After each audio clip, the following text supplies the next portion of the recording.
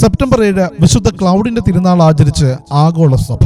ഓർലിയൻസിലെ രാജാവായ ക്ലോഡോമീറിന്റെ മകനാണ് ക്ലൗഡ്. വിശുദ്ധ ക്ലോട്ടിൽഡായുടെ മൂത്ത മകനാണ് ക്ലോഡോമീർ. 2 വയസ്സുള്ളപ്പോൾ പിതാവ് AD 524 ബർഗണ്ടയിൽ വെച്ച് വധിക്കപ്പെട്ടു. തെയോബോൾഡ്, ഗന്തായിർ, ക്ലൗഡ് എന്നീ കുട്ടികളെ അവരുടെ മുത്തശ്ശി ക്ലോട്ടിൽഡ വാത്സല്യത്തോടെ പാരീസിലാണ് വളർത്തിയത്. എന്നാൽ പാരീസിലെ രാജാവ് ചിൽസ്പെർത്തും സാസോണിലെ രാജാവ് ക്ലോട്ടയറും ചേർന്ന തിയോബോൾഡിനെയും ഗന്തായറിനെയും കുത്തിക്കൊന്നുകൊണ്ട് ഓർലിയൻസ് രാജ്യം പങ്കിട്ടെടുത്തു. ക്ലൗഡ് സ്വയം തലമുടി വെട്ടിക്കളഞ്ഞ ലൗകിക ആർഭാടങ്ങൾ പരിത്യജിച്ചു. രാജ്യം തിരികെ പിടിച്ചെടുക്കാൻ ചില സൗകര്യങ്ങൾ ഉണ്ടായിരുന്നിട്ടും ക്ലൗഡ് ലൗകിക വ്യാമോഹങ്ങൾ വെച്ചു പുലർത്തിയില്ല. ആത്മവിജയം, എളിമ, ശാന്തത, ക്ഷമ, തപസ്, പ്രാർത്ഥന എന്നീ ഭക്ത്യാഭ്യാസങ്ങൾ വഴി അദ്ദേഹം ജീവിച്ചു പോന്നു. ഒരു കൊച്ചുമുറിയിൽ മനസ്സമാധാനത്തോടെ അദ്ദേഹം ജീവിച്ചു. പരിപരുത്ത തുണി വീരാളിപ്പട്ടിനേക്കാൾ അദ്ദേഹത്തിന് കൂടുതൽ സംതൃപ്തി നൽകി. വഷളാകുന്നതിന് മുമ്പേ ലോക വ്യാമോഹങ്ങളിൽ നിന്ന് തന്നെ അകറ്റിയ ദൈവത്തിന് ക്ലൗഡ് നന്ദി പറഞ്ഞുകൊണ്ടേയിരുന്നു. ഏതാനും മാസങ്ങൾ കഴിഞ്ഞ് വിശുദ്ധ സേവറിയൂസിന്റെ